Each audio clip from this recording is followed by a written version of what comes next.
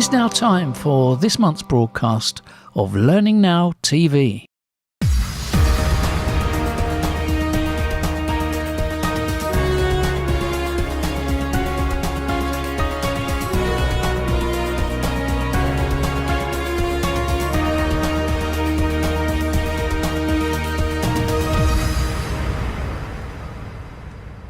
Welcome everybody to the second programme in October, and as usual I'm joined by the delightful Kate Graham, and Kate will be co-hosting today with me. So Kate, tell us a little bit about the programme today.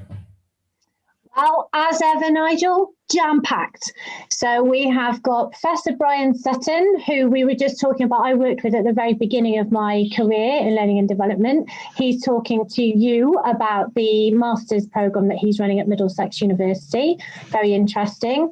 My colleague David Perrin is talking about Fosway's new Talent and People Success 9-grid for 2020. Some big changes going on there. Obviously, newly named, Kate, newly named. It's a big change, some interesting stuff happening there that I think will continue to unfold well into 2021. And I was joined by the lovely Joanna Suvarna, who's talking to us about her kindness in corporate learning and more generally corporate life with her initiative Be the Ripple. And as well as our regular contributors, we are joined by Dr. Hannah Gore for the first time, kicking off a new 5-part series on engaging conversations. Sounds great, Kate. Anyway, everybody, enjoy the show.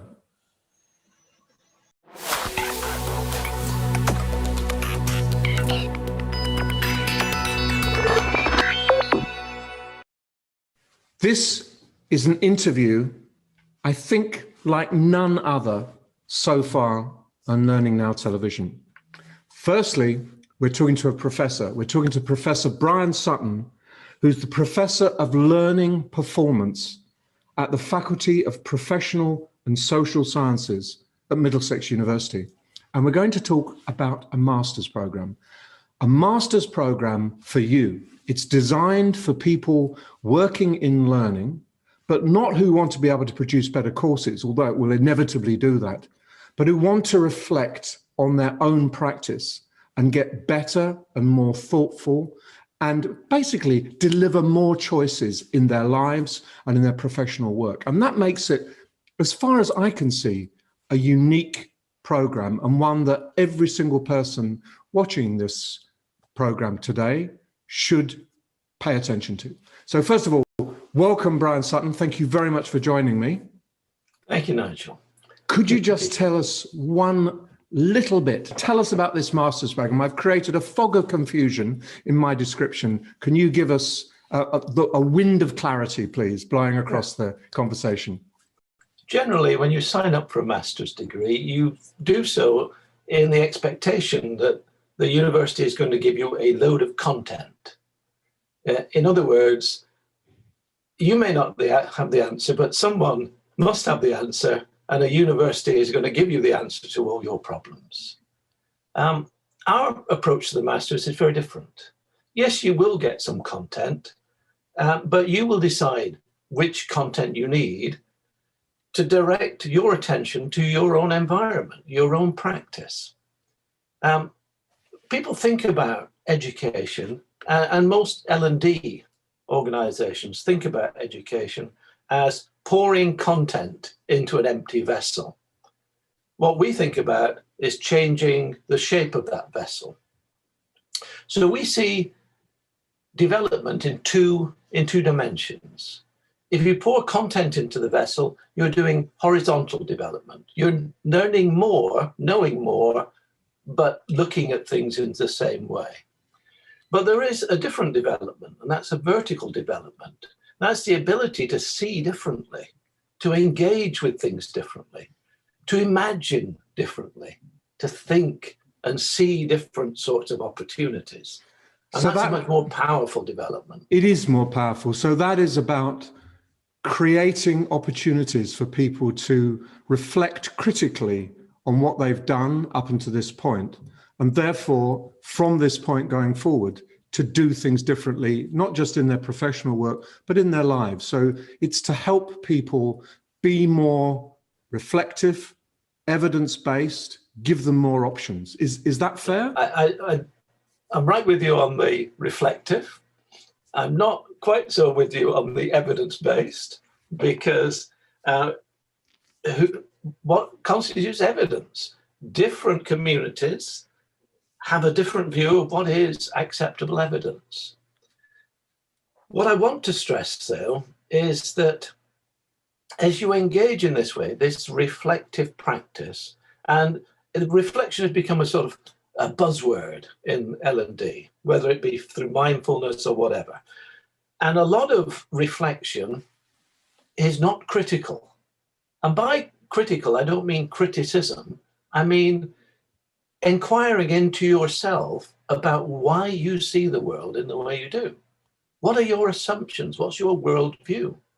Because if you don't know why you're seeing things as you do, you're not in a position to be able to see them differently or to even critique how you could think differently. So it's quite important from that perspective. The other thing, though, is that most universities assume when you walk through the door that you don't know anything, and worse still, that anything you do know is unimportant. What we say is, as a practitioner, you have a body of tacit experience and knowledge. You are someone, yeah? And your experiences have made you who you are. And it would be ridiculous for us to say, well, that's not important. Of course it's important. It's how you shape how you see the world. So 1/3 of the program is about you inquiring into your professional achievements over the last 4 or 5 years, the things that have shaped you, and writing really deeply, reflectively about that, and constructing a portfolio of that experience. And that is worth 1/3 of the master's degree. Another 1/3 of the master's degree is to then take that portfolio and say, okay, this is the journey I've been on. Where am I going next? And constructing an inquiry in your practice that is meaningful to you, to your organization, to your peers, and seeks to determine something new. And that's another 1/3 of your master's, that project, which takes about 6 months. So the remaining 1/3 are the attitudes of inquiry, the states of mind, the understanding of reflection, the understanding of the connectivity of things and systems thinking, complexity. That forms the curriculum base, if you like, of the program. That's 1/3 of the credit too. And you don't have to come in to the University of Middlesex, do you? Anyone, anywhere in the world, in theory, can take this program. Is that right? Absolutely.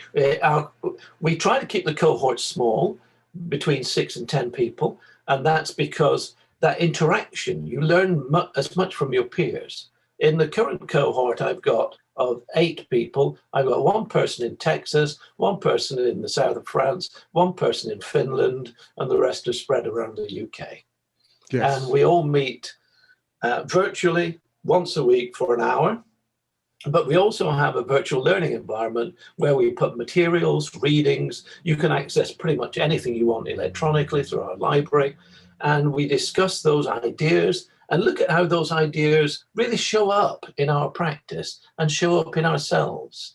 And that sharing of thinking amongst each other and helping each other craft your assessments is really important. And just a point on the assessment there. Again, we're used to doing nothing and then throwing an assessment into a black hole and hoping. Well, we have lots of formative assignments that build towards the assessments. So when you submit your assessment at the end of the year, it's not going into a black hole. It's being reviewed by your peers. You had feedback already from myself or my colleagues. You have confidence that you're putting something in which is of value already before it's assessed. You're also putting yourself in, that there are many programs where people deliberately don't put themselves in. They read the books, they do the assignments, they get through the modules, and they walk away with the qualification, whatever it might be. This is unavoidable. You can't extract yourself because No. you are in there as a thinking, sentient human being. And that is what is important in a sense. It's not what's out there, it's what's in there. And it's that combination that creates the dynamism. What do you get? You get a master's in what? It's an MSc, a Master's of Science in Transdisciplinary Practice. All right. Now, why do we call it transdisciplinary practice? Well, that's for two reasons, really. The first is that we believe that the problems that are worth looking at these days in our organizations and in our society cannot be solved by taking a single disciplinary view of them. Yeah? Now, if you look at the COVID crisis at the moment, the way we're trying to address that is by bringing lots of experts together and putting them together. That's called interdisciplinary. Now, the problem with that, and we see it because now the experts are starting to disagree publicly with each other, is they only bring their perspective. None of them look at it from anybody else's view. So what we're trying to create is a practitioner who has the ability, the openness to be able to imagine other ways of looking at things and to respect that other people look at the same situation in a different way and therefore conceive different solutions and different practices. And if you can, and there are definite characteristics that you could spot in people who think in that transdisciplinary way. And our program, our first 60 credits, is about developing those attitudes of inquiry, those perspectives, that openness, that reflection. And that's what it's all about. And that's why we say transdisciplinary. It's also what it's all about in the world that we live in now. That approaching your role with a closed mind and a set of preconceptions about what you should do would seem to me probably the worst way to go about meeting the current challenges. So in some ways you could say, this is the program for the age. This is the program that unlocks doors and allows the participants to see the world slightly differently and then make a different kind of contribution going forward. Is that fair? I'd like to think so, yeah. And certainly with my work in the corporate world, we found that often the best ideas come from somewhere else, not just somewhere else within the organization, not just somewhere else within your sector, but often somewhere completely differently. And if you haven't got the openness to be looking and aware for that boundary crossing ability, you miss out on the best solutions. But that boundary crossing isn't just an instrumental thing, it's an attitude of mind. It requires imagination, it requires creativity, it requires a very different way of engaging with the world. That's what our program's about. A certain amount of discomfort as well. You're taking people out of what they know and what they're comfortable with and what has worked so far and saying, hey, that may not be the only way of seeing the world. That is discomforting. But I would have thought in this environment, a little bit of realignment and readjustment is just the job, job to do the job. Yes. And to pick up on your phrase, actually, most of the time, what has worked so far actually hasn't worked. And just doing a bit more of it better isn't going to work either. Yes. So, yeah, we need to adopt different attitudes, different ways of being. And as you said, you can't abstract yourself from your practice. Who you are determines how you engage with the world and with your colleagues and peers and the problems. So you have to be at the center of this. So a traditional master's or doctorate, you wouldn't, when you write up, you wouldn't ever put I in there, yeah, because that's not done, you know.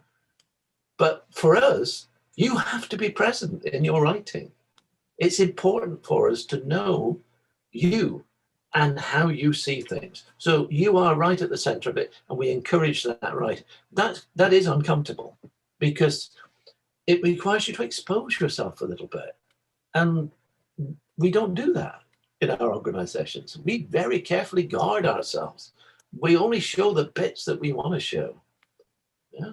It's true. We hide behind our expertise. It's a great cover. It's a great carapace from which to protect ourselves with. This sounds an incredibly interesting, relevant, and actually an exciting program.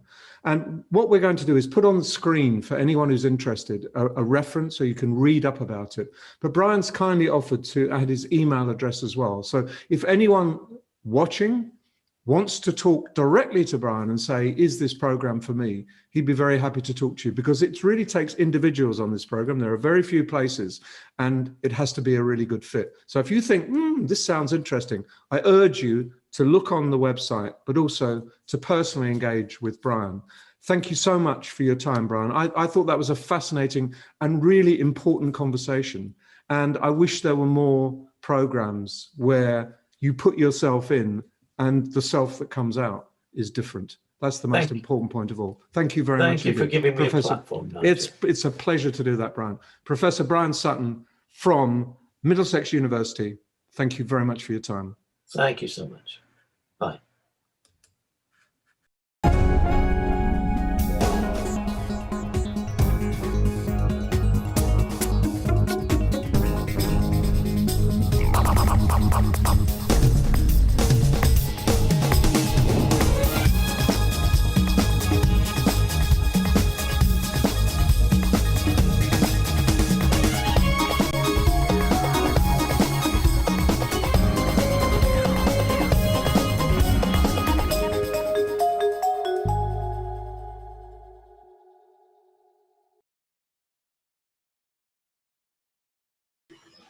And let's welcome Dr. Hannah Gore. Hannah's giving us part one of a 5-part series on how to have engaging conversations. Great topic, Hannah. Looking forward to hearing what you've got to say.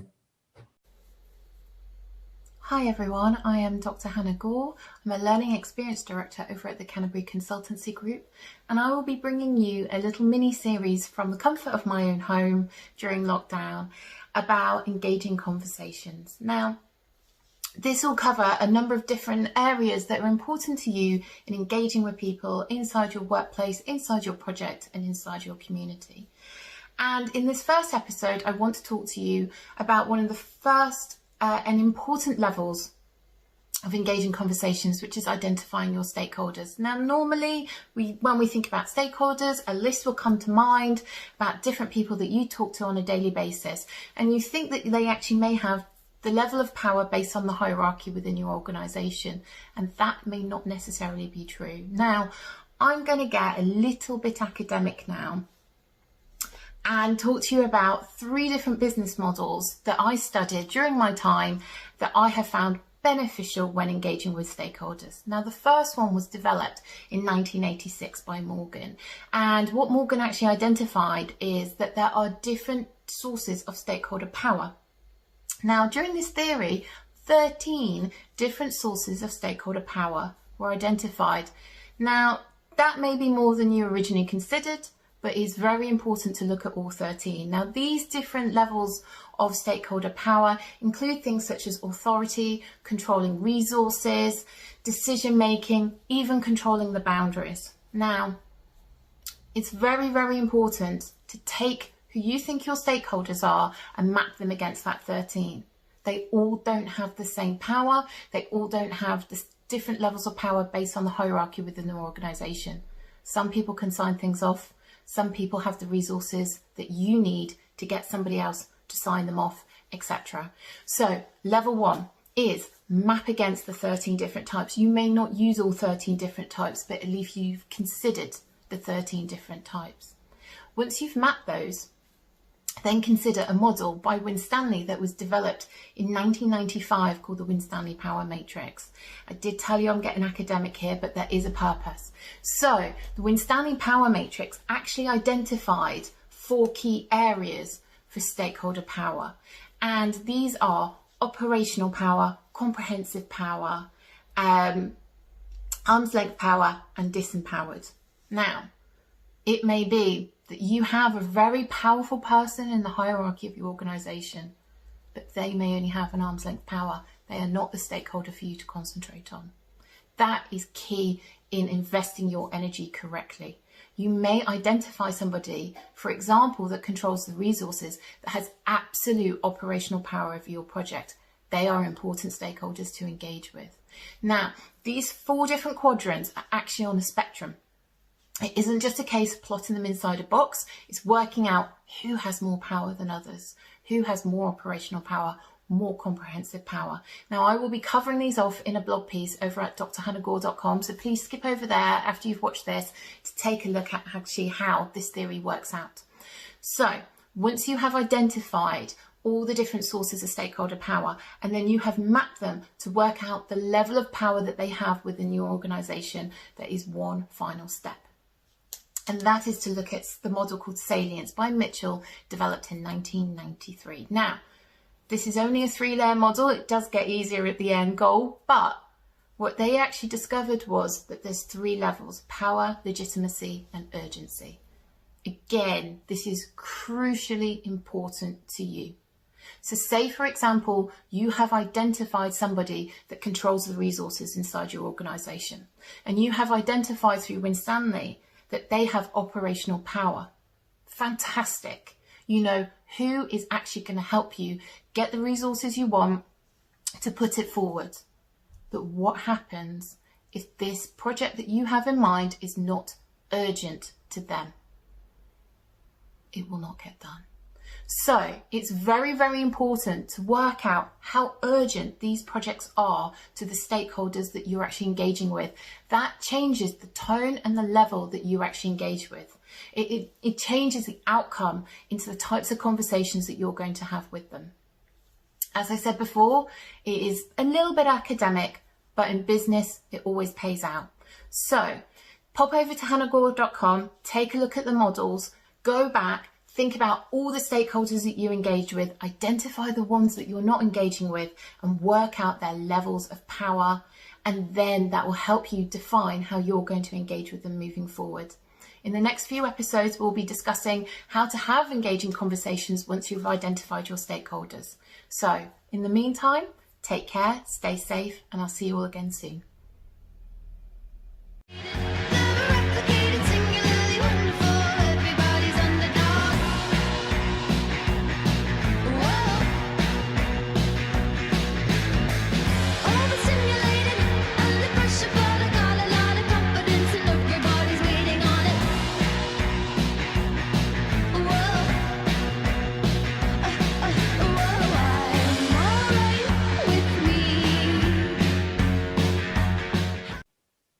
Times are tough at the moment, and that is why I'm so thrilled to introduce Learning Now TV's next guest. Joanna Suvarna is founder of a movement called Be the Ripple, and it is something I think we all need a little bit of in our lives at the moment. She's an experienced HR and L&D professional who's turned her focus to kindness. So Joanna, welcome to Learning Now Television. Thanks very much, Kate. Thank you for inviting me. So, Be the Ripple, I'm sure people can kind of get a gist of what you're doing from the name, but, you know, tell us about it. It's not been going that long, but, you know, this has been obviously a very strange year, and it's almost like it's a movement for our times. Absolutely. And, well, where to begin, really? I think the whole Be the Ripple thing goes back to probably last November, I'd say. So I'd left an organisation and a couple of days later, my aunt passed away. So sorry to start on a not too pleasant kind of event, but it really got me, I was at the broken point, essentially, and I needed to take some time out to just figure out, okay, what am I going to do with my future? How am I going to get through all of this? And it was kind of, after 30 years of working in different kinds of workplaces, different sectors, different roles, I'd seen some really great stuff in some workplaces. They were fantastic. And in some workplaces, I'd seen some just absolutely awful stuff, real unkindness that brought people to the breaking point. Now, thinking about all of that, I wrote a piece for Gary Cookson's blog, which was the Not the Advent blog series that he did in April this year. And I talked about bringing together communities of kindness, having people come together and really rise up, and talking about I will rise up for other people if they can't rise up for themselves. And I was already an ambassador for an anti-bullying charity, which is based in Cardiff, Bullies Out. So, I'm really strong. I've got very strong views around bullying in workplaces, in educational establishments. It's just not acceptable. Then I got the opportunity to write a blog piece for Perry Tim's blog. He really kindly gave me some space to post on there. And that really was the catalyst for the Be the Ripple movement. So I'd thought about communities of kindness. I was already working in the anti-bullying kind of space. And then this piece that I posted on Perry Tim's blog, which was around unkindness in workplaces. And I'd love to say, it's all my doing, this whole Be the Ripple thing, but it isn't. We're looking at organisational kindness and unkindness. And as a team, we're bringing together lots of different perspectives, lots of different ideas, and trying to make the working world a better place by collaborating. And with it being a movement, are you bringing in lots of different people? Like, is it kind of quite fluid in structure? How are you doing it? And if there's anyone out there that's watching that is thinking, yeah, we could do with a bit of a reset, or actually this might be motivating to my team while we're all spread out kind of remotely. How do you sort of go about working with organisations to crack some of this stuff? So at the moment, as we're very new, we're still kind of a work in progress. We've got lots of initiatives that we're running, and starting off tomorrow, in fact, we're recording the first behaviours, a part of our behaviours series. So that's going to be looking specifically at, a particular behaviour. And we're starting off with envy, because that's something that we posted a blog about last week. And it's looking at, envy in the workplace. How does it show up? What can we do as professionals to make sure that that doesn't happen in a negative respect within our workplaces, and that we're injecting kindness in place of that? So that's just one example, but we're looking at behaviours and what practical things can we do within organisations to overcome those negative aspects. Similarly, we're going to be looking at doing a values series, which again, we'll be looking at practical things that we can do in organisations. And we're also open to anybody collaborating. And that's always been the thing with the Be the Ripple movement, is that it is fluid, it is limitless.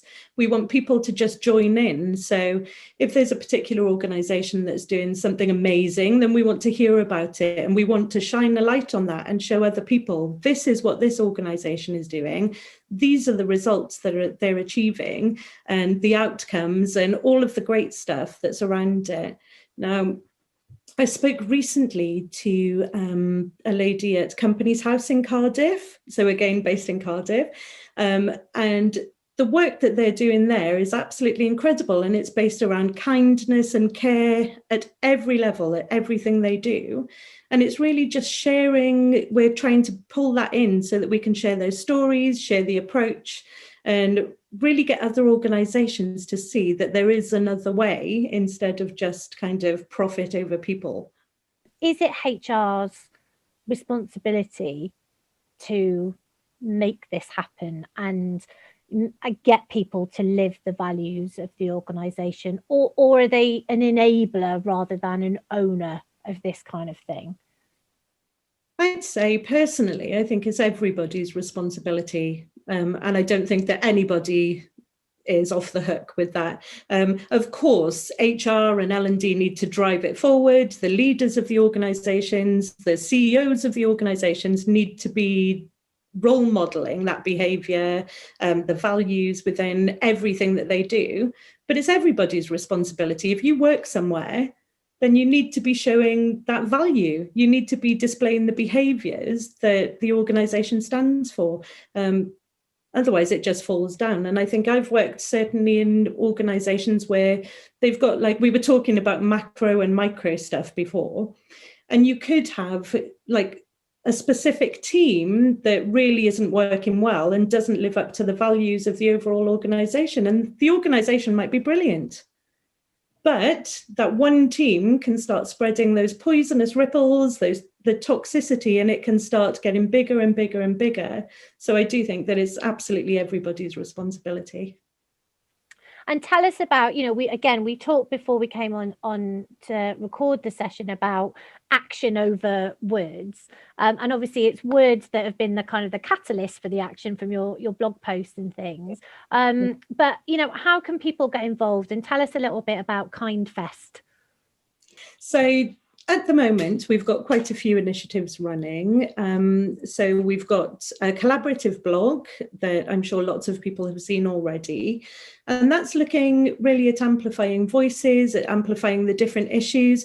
Because when I first came into setting up the Be the Ripple, I was very much from a viewpoint of anti-bullying, and that was where my mindset was.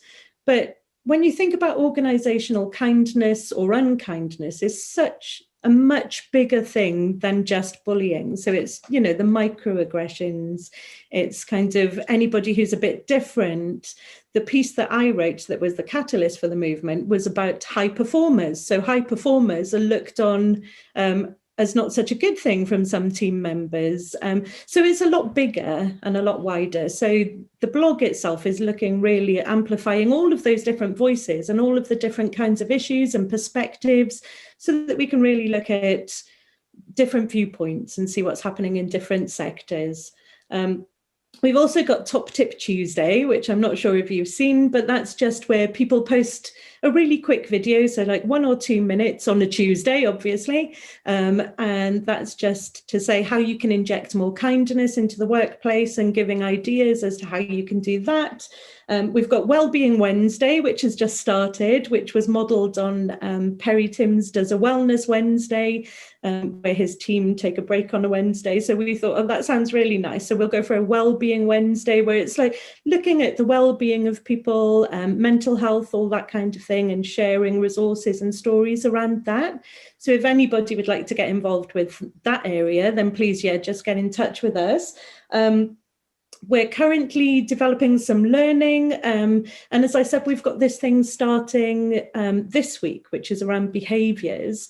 And we're hoping to do values, but we're absolutely open to any kind of collaboration. So if you've got a great idea and you think this would work really well, then please come forward with it. And KindFest. So in September, we ran something called KindFest, which was Scott Leaper's idea, and it was amazing. And everybody who attended said how uplifting it was, how wonderful it was. So I'm really glad that we're talking about it, because we've just decided that we're actually going to be running KindFests USA. So we're doing one which is going to be the East Coast and one for the West Coast, and that's going to be on December the 11th. And that's Be the Ripple in partnership with Cognitize, and also a lady named Becca Smith, who's over in the US. And Perry Timms introduced us all together. So that's really exciting, and hopefully we'll send you the link, and hopefully you'll be able to share that. And again, if anybody feels like they'd like to get involved with that, then absolutely they can. So rippling out literally across the pond, worldwide. It's nice to have online events, and things to be going on at the moment. The hashtag is Be the Ripple, I think I'm right in saying, and hopefully we'll have some details up on screen for people that would like to get involved. But Jo, it would be great to just touch in on this again, have you back on, see how things are progressing with the the kind of crazy times that we're living in. It's lovely to see just a shining beacon of kindness and hope, really. So thank you for coming on Learning Now TV and sharing that with us. Oh, thank you so much, Kate. Thank you for your time, and please get involved yourself as well. We would love you to be involved. Oh, I will. Try and stop me. Thank you. Thanks, Kate. Our learning experiences unlock potential, transform the performance of people and organisations, and help millions around the world build happy and successful careers. We change lives with evidence-based learning that works, sparking real change for real impact.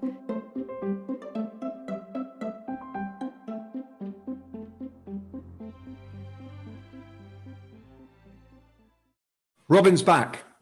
Robin's focusing on coaching as an integral part of post-event or post-development And I think he's right. I think that you can reinforce the learning, help people apply the learning, and get a huge amount more bangs for your buck when you give people that little added value that coaching gives. So well done, Robin. Excellent session.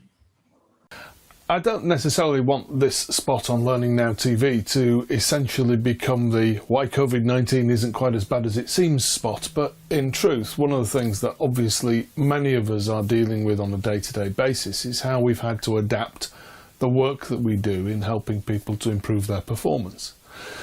And one of the areas that I've been working with over the last few weeks particularly is around coaching support for people who've been through some kind of learning activity. So that coaching happening in the workplace based on the activities that they should now be undertaking as a result of the learning activities they've been involved in, and supported most often by line managers, has been a real puzzle to me, because it seems to me that actually working within a remote environment gives us many more opportunities for coaching. And yet when I speak to managers, when I speak to people who've been through the programs, what I hear is, oh yeah, we've not been able to do any coaching because we've not been able to have a meeting. In other words, there is a belief somewhere within the mechanism there that it has to be a face-to-face encounter which supports coaching, feedback and support. Well, I'm not sure that's true. I mean, certainly if you go and look at the contact industry, the people in contact centres are regularly coached by somebody within their team based on things like recordings of the calls that they've had. That's why when you ring your bank or your insurance company or somebody else, you're told that this call will be recorded for training and quality purposes, because there's a coaching process which supports individual to make those calls more effective, more efficient, more focused around what the customer needs or whoever. So how does that remote coaching work? Well, in non-COVID times, one of the things that we would advocate is that people actually observe their team members as they undertake tasks which are the subject of the learning intervention that they've had. So whether that's meeting with customers or having conversations with other departments or meeting with people more senior to them, for example. And there are opportunities now through the provision of video conferencing or things happening via telephone more frequently for that observation not to alter the dynamic of the meeting. Now, if you go and see a customer and your manager is sitting in the meeting, the chances are that significantly changes the dynamic of the interaction. Whereas if your manager is simply an initial on the corner of a Zoom screen or a Teams screen, then that's slightly less intrusive. And certainly, of course, you could always just record the meeting with appropriate permissions, of course, to do so, so that you've got something to look at. So there's better ways of looking at the evidence where what we are looking at is individuals' interaction with other people and communication with other teams. But there's also an opportunity to coach remotely as well. This is Turning Learning Interaction by Emma Webber. And in here, she makes a very impassioned plea for the idea that actually face-to-face coaching, even if that is available to you, is less effective than coaching via the telephone. So there are opportunities to have coaching sessions remotely, whether it's by the phone, whether it's by using Zoom or whatever video conferencing mechanism you're using in your organisation, where you can do that. So how can you provide that coaching support and advice? Well, first of all, you've now got the opportunity to gather more evidence. You can watch the calls, you can watch the meetings that are happening, you can see how the individual is interacting. You can also then have a very short meeting, either video conference or telephone, and I would argue no more than 15 minutes, where you focus on one aspect of the behaviour that you have observed and that you want to discuss with the individual, so that you're focusing down into one item rather than talking about a whole host of other things.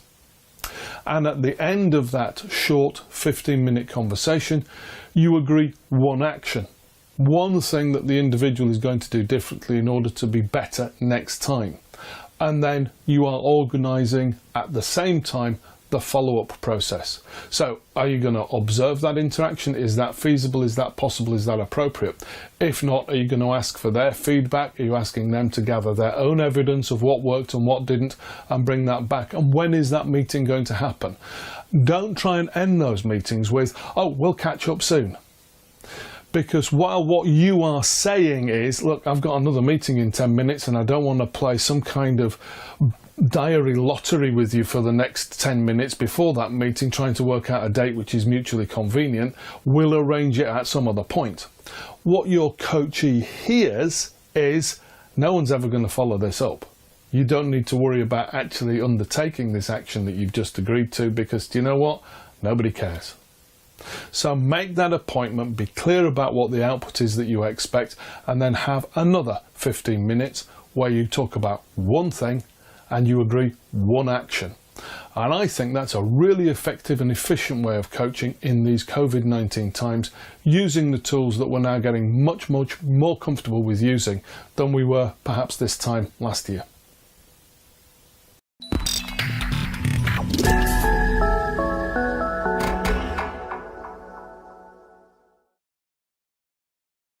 In the L&D world, we all know our biggest challenge is knowledge fade and demonstrating ROI from our training interventions.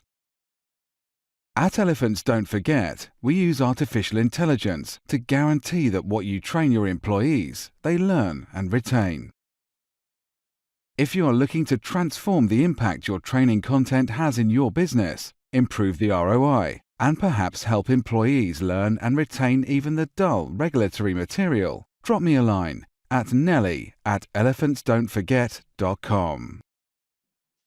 Our new regular contributor, John Hinchliffe, this month is exploring how internal marketplaces for talent are extending organisations' ability to be agile and flexible with their people, their skills and their capabilities. Check it out. Hi there. During these times of economic uncertainty, organisations are looking to make alterations to the way they work and the resource structure to facilitate this. For this month's insight, I wanted to look at how companies have been adjusting to effectively provide flexibility within their organisations to not only respond to the fluctuating market, but also facilitate a working model that provides value to their employees.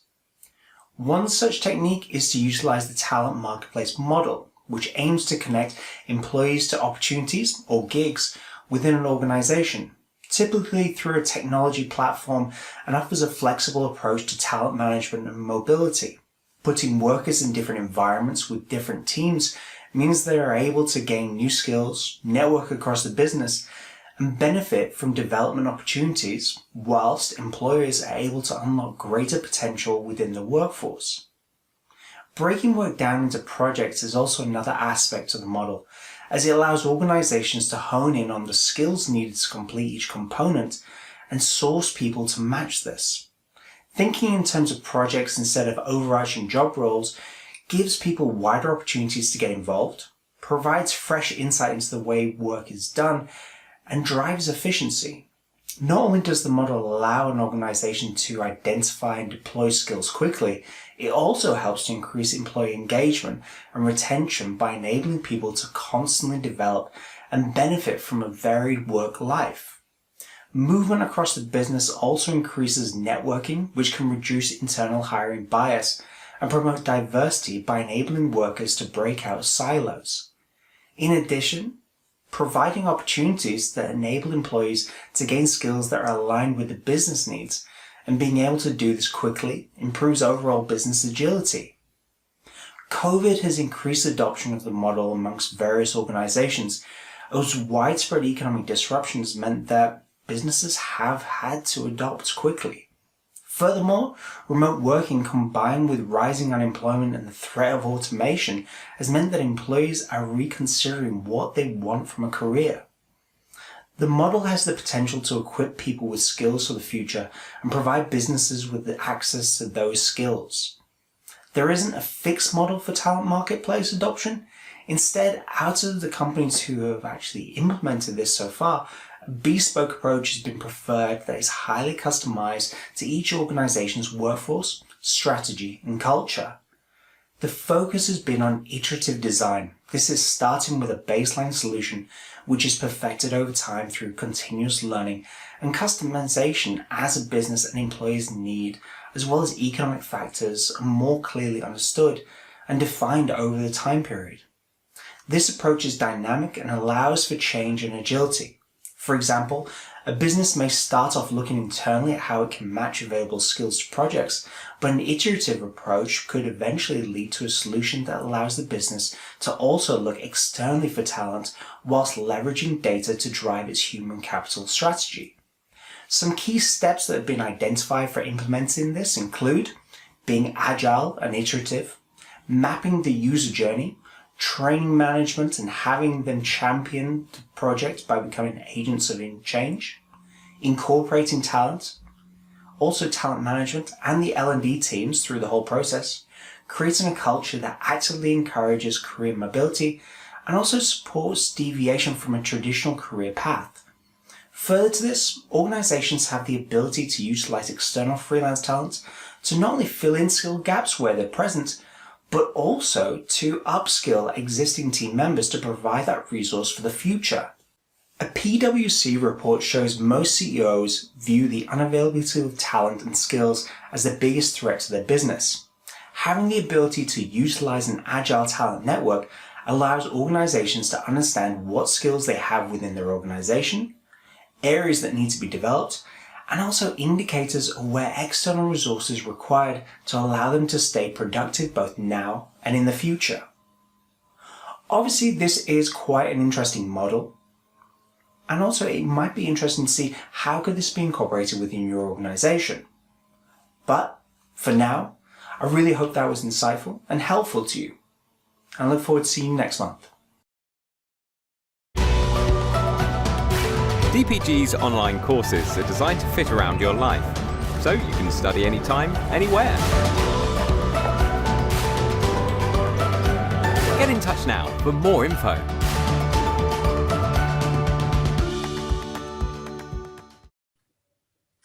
David Perrin is a regular on Learning Now television, and you might ask why.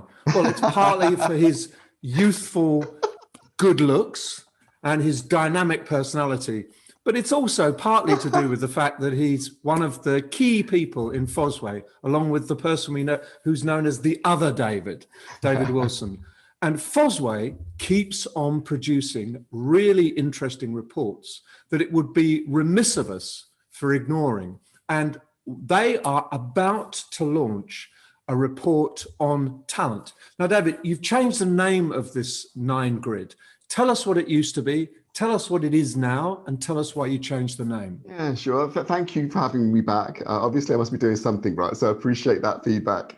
Yeah, in terms of what you've been looking at around the whole talent arena, we've updated the report after, I suppose, a year's worth of looking at the market space. And we used to call it talent management, and before that it was integrated talent management.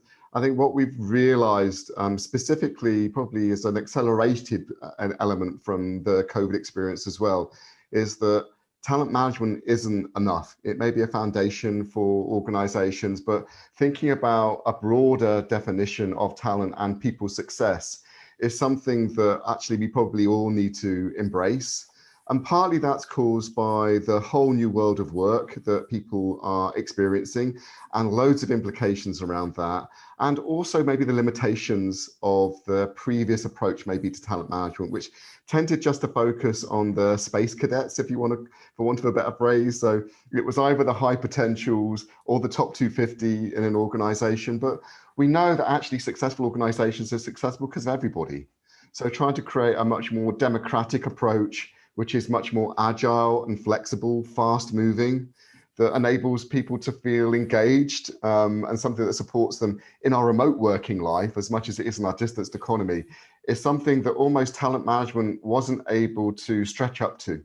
So what will I notice different when I open this report with great enthusiasm on the day that it's published? What will I notice that's obviously different? Yeah, I think the first thing that you'll notice is an expansion of the categories that we're examining. So whilst you'll still have some of the more traditional, maybe more foundational talent management providers, what we also have included is providers from employee engagement, people who look at talent mobility in much more detail, and actually those who bring a much more democratic approach to talent. E.g., just give us a couple of examples. Yeah, so for example, if I looked at, say, the talent mobility space, in the past we haven't been had so much coverage in that particular area. And I'm not sure if I should name names, but we've included people like Gloat and people like Fuel 50 and taken the recognition of other players in that space as well. People like WorkHuman, Culture Amp, Perceptrix, who effectively what they're doing is they're either looking at elevating the amount of intelligence that we have around people's well-being and their sense of engagement in work, or what they're doing is enabling people to connect with opportunities within their organization.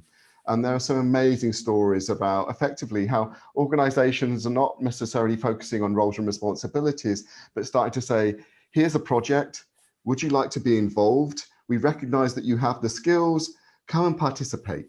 And that's not just to a closed core cohort that would be in the succession plan, but the entire organization. And I think that drives some really interesting dynamics, for example, around people's sense of employability, when maybe the career paths have become stagnant, and how people go through personal growth when maybe training in its traditional sense isn't so available. Yes, so the sense of learning through work as being I completely get that. I completely get that, David. So what you're, is it kind of like the learning systems? You've got platforms, you've got these big operators, and then you've got these small niche players who plug in and offer enhancement and depth and AI intelligence in there to create a much more holistic dashboard of human performance. The short answer is yes. Good. But I think it's also a little bit more nuanced than that, in that I think that people trying to bring all these strands together around, yes, you probably still need to have training programs, right? That doesn't go away when you need to help people in a structured way do something new, yeah? Yes, you probably do need to think about succession in organizations. So these foundational things, and you do need to think about workforce planning. But what we're seeing is this whole sense of people are bringing together a little bit more of the intelligence around how people feel, trying to provide greater insight to managers about how they then reach out to their teams. And I heard a shocking stat the other day around only a third of managers hadn't asked their people about how they feel during COVID. I know that. It's that is an astonishing statistic. And it's all about doing, not about feeling. And I think one thing that we've learned is that whole people, we have emotions and feelings as well as our ability to do stuff, and those things impede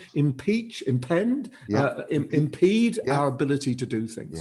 And I think what's really interesting, so you're getting that whole strand, and yes, you could say those are specialists, but what they're also doing is then branching out into advising managers, advising individuals around maybe their development, their touch-in points, to help people have more constructive conversations, both about their well-being and getting work done. And so David, what you're saying a separation between suite and specialist. Yes, it is, but there's loads of grey area in between. Okay, but what I was going to say was that what this seems to me to be doing is helping people understand the big people agenda in its nuances, not in its big picture stuff. There's subtle nuances, and we're in an exciting era where these opportunities to get really interesting data, to do new things, to understand the people agenda in a different way. These things are really evolving fast and pushed, maybe accelerated by COVID, but nevertheless a trend that was there before. Definitely. And I think what's interesting is you get people like Unilever, Schneider Electric, L'Oreal, who are doing things in this space around how do we create a more open opportunity for the entire workforce, but that seems to have accelerated. And those early adopters have reaped incredible dividends from creating effectively a new culture around work. And I think it really enables us to step back and recognize that lots of things that we used to do as an HR function were they were the right things to do, but they weren't flexible or fast enough to keep up with how business works now. So there's almost foundational HR or foundational talent and this whole sense of people success. And I think about that as being two things, or maybe three things actually. One is around how we energize our people. Yes. And a lot of that is about skills and humanity and touch points. And about emotion as well. Exactly. And then on the other side, how we optimize work. And that means about giving people a strong sense of purpose, clear sense of goals, right sort of touch-in, right working behaviors, right working skills in this environment where we're all distanced.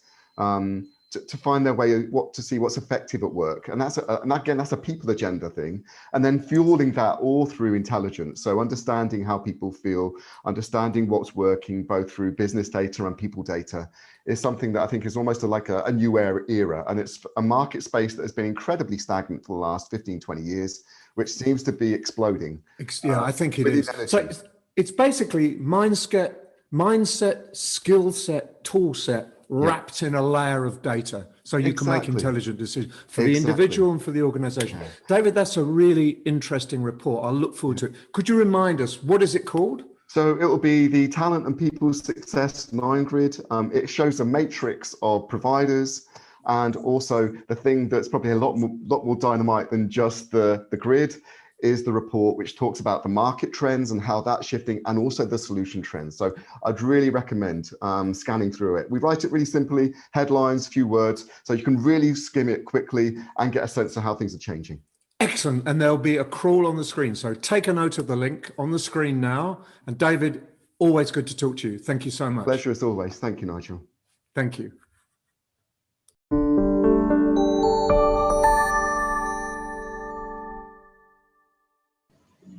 Well, that's it for another programme and another month. Nigel, is there anything happening on the events front in November? Guess what, Kate? Everything's online. Amazing, isn't it? But anyway, let's talk about 3 conferences this time. First of all, there's the CIPD annual conference in November, 11th and 12th. That's running. And Learning 2020 is going to be online on the 16th to 18th of November. And finally, OEB, Online Educa Berlin, is now Online Educa everywhere all over the place, because that too is going to be online at the end of November through to early December. So those 3 conferences, well worth paying attention to, I think. Anything else, Kate? Any other news? Well, we have had the news about learning technologies as well while we're on the subject of events. So they're doing a bit of a date shuffle for 2021. So there will be a sort of smaller online virtual event happening in February 2021. And then with, some good luck and a following wind, we'll be back in Excel for learning technologies proper. And that will be in what usually is the summer forum slot in June. So worth making a note in your diaries for that as well. And quite a sensible thing to switch around, I think. And June, yep, possibly. I think that's probably the earliest you could dare make that prediction, but it's probable, and I will really hope it ends up like that, because I really don't want another year of sitting at home. I'm slightly over it, I have to confess. So what about the show, Kate? What did you enjoy? I loved the new Fosway 9 grid. I know that you can't really say that because you're biased, but I'm not. I'm completely neutral. And I just think that re-examining of the holistic approach to talent. It's not just about managing people. It's about an entire dashboard of attributes, really, that organizations can pick and choose. And in the end, I think it will make people, help them perform better, learn better, understand more, connect with other people better, etc., etc. So I think it's the first time, but it's a harbinger of things to come. Very important. Good publication. What about you, Kate? What did you like? Obviously, thank you. And I would agree with that. And I think putting people at the heart of organisational success is going to be key in tough times. I mean, I think we've seen that to a certain extent already, and that tide is continuing to turn. Yes. So, I mean, it was elsewhere. It was great to hear from my old colleague, I shouldn't say old, former colleague from the beginning of my career, Professor Brian Sutton. And it's great to see how his journey and how everything that he's learned along the way is kind of coming to fruition for his master's students now. And I think that listening to all of this stuff and all of the news and all of the stuff that's going on in the world, hearing from Joanna about the kind of the Be the Ripple movement, and just thinking about how can we be kind to each other, how can we think about people's well-being, and that kind of ties back to David's interview around talent. You can't get the most out of people if they're not happy and if they don't feel like their well-being is being looked after. So I think there's a nice kind of loop there. Yeah, there is no trust, therefore no health, no comfort, and therefore, I think, more and more clearly, no productivity. So all of this stuff is very important, and it does all link together. And Brian's program, which is helping individuals on the master's program think about themselves and their role in promoting their career and their role and their understanding of why they make decisions in the way that they do. That's another kind of leap forward for individuals. So I think we're coming up with a number of big steps, and the world will change. And I don't know about you, Kate, but I can't wait. Well, they say necessity is the mother of invention. So I think we're definitely seeing that start to play out, aren't we? I agree. And thank you again, Kate. Lovely to talk to you. See you next time. Thanks, Nigel.